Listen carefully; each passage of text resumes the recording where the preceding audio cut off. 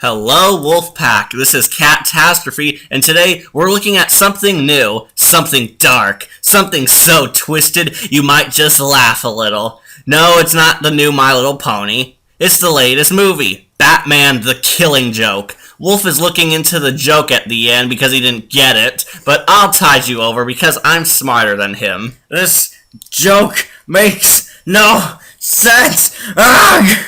See what I mean? So, it opens up with a 30-minute movie about Batgirl. Yes, Batgirl is starting this movie. It's about how she's been with Batman for 3 years now and may start to have feelings for him.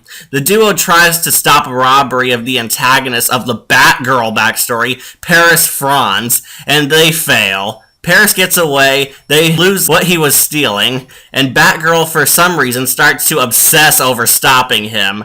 Batman doesn't want her on the case and fears she'll get too attached to stopping him, which happens anyway. I'm back. Where are we? The first movie. Ooh, Batgirl trying to stop Paris. So after that failed chase, we see Paris meets with his uncle, complaining about how his men aren't the best or brightest. The uncle doesn't give a shit, and gives him one last chance, otherwise they'll become distant relatives. So Paris decides to rob a bank using high-tech hacking devices to get in through a rear entrance. Funny thing is that it's his uncle's bank. While trying to leave, Batgirl interrupts them and takes out his two goons. Okay, I know how this will play out. He'll fight and she'll beat his ass easily. Actually, Paris manages to hold his ground against her, surprisingly. He even sprays her with some kind of knockout gas that he keeps in his pocket for some reason that takes 10 seconds to fully kick in, and it smells like cherries. Batgirl fails and begins to brood about. Batman brings her coffee. It's kind of dumb. I mean, he never got coffee for Dick Grayson. Where did he even get that coffee from? Give me a triple. Now. Who knows?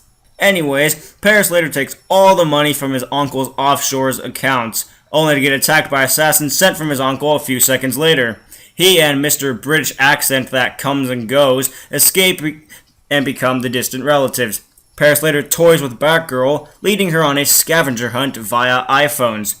What's her prize? The book prize at the end. No, it's not a book prize. Instead, she finds the corpse of the mob boss and gets attacked by his bodyguards. She gets pinned down until Batman, of course, saves the day, entirely off screen.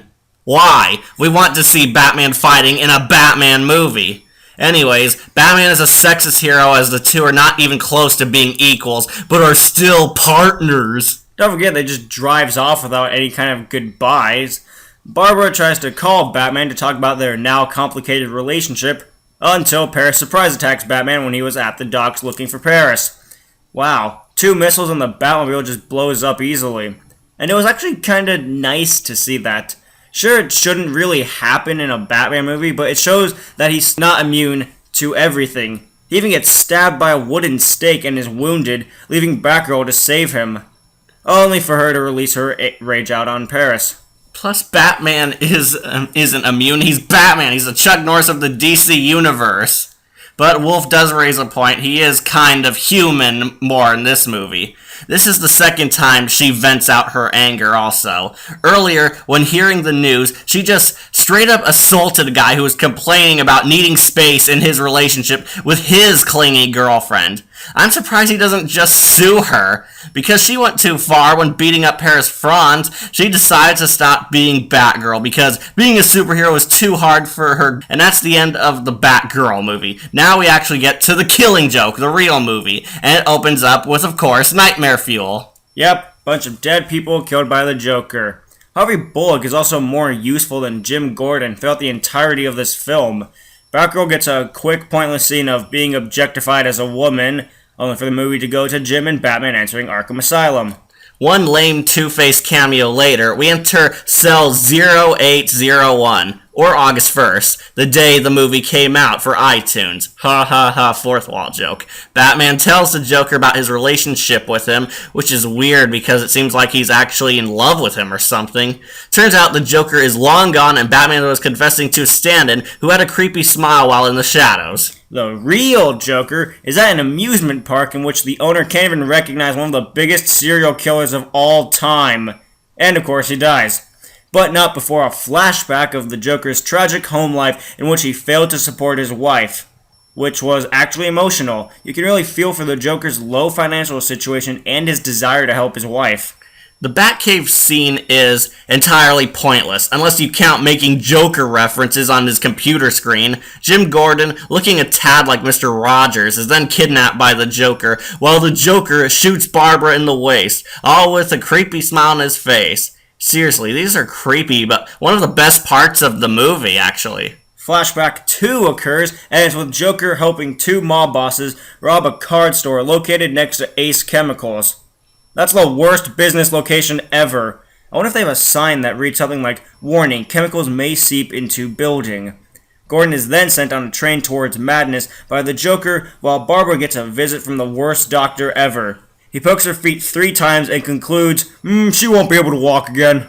The train ride stops momentarily for Joker to ask Gordon a question. What would he do to someone who constantly breaks the law and brutalizes his fellow man? Gordon replies, "I'd throw the book at him." Thankfully, Joker's entire plan rested on Jim saying just that quote. Then he just resumes the ride of the tunnel of mind rape alongside a random song number while showing Barbara naked and bleeding out on photos on weird-ass screens.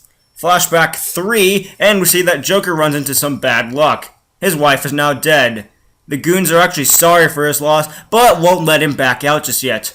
Sucks that he just had to work with the bipolar goons of Gotham. In the present, Batman is entering mob territory, beating up random thugs off the streets, and, I'm not lying, talking to prostitutes for information on the Joker's whereabouts. All of which fail to give him anything, until the Joker just sends the police an envelope for Batman, giving his entire position away.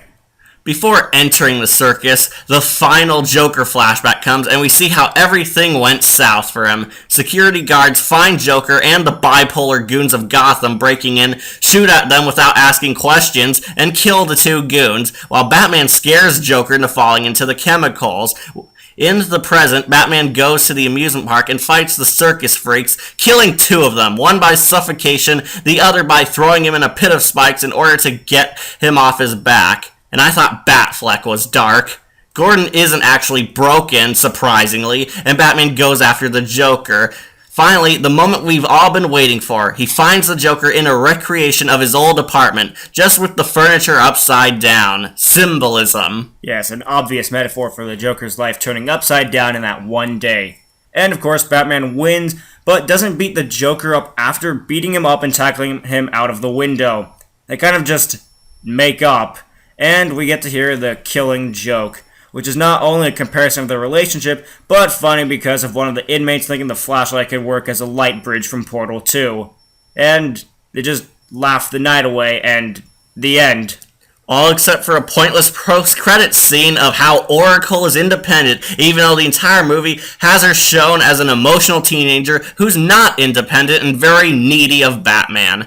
My rating is a 5 out of 10. Not as good as the comic book, but the Joker half with Mark Hamill giving an excellent performance is what makes the film good, not so much that other stuff. I give it a 7 out of 10 for all of the action and animation it was put into. So the total score comes out as a 6 out of 10. It wasn't that bad, but there were some things that didn't make it as good as it could have been. And I guess that's the end of the review. Something we didn't address, Mr. Elephant in the Room? You know what I'm thinking of. It's the scene that everyone hates. What are you talking about? We're talking about the entire movie. I'm talking about the sex scene between Batgirl and Batman. Damn it. I wanted to avoid that. Yes, in the movie there was a sex scene between Barbara and Batman. It's pointless to the entire movie and may have ruined the entire thing as a whole. It served no purpose because Batman already had an emotional connection to her, but apparently sex is the only way to get a man to notice a woman. Batgirl even says that the sex was meaningless after, so it's completely pointless of a scene. Calm down, Wolf. Just let it go. But it ruined the entire film. Batgirl beats up Batman, then just kisses him and then takes off her top. And then the camera pans up to a gargoyle of Satan who's getting rock hard watching it. I hate it and always will because it ruined the relationship between Batman and Barbara. A strong relationship through the comics just because they were partners in crime, not in the bed. Now I'm going to forget that scene for the rest of my life. We'll see you later.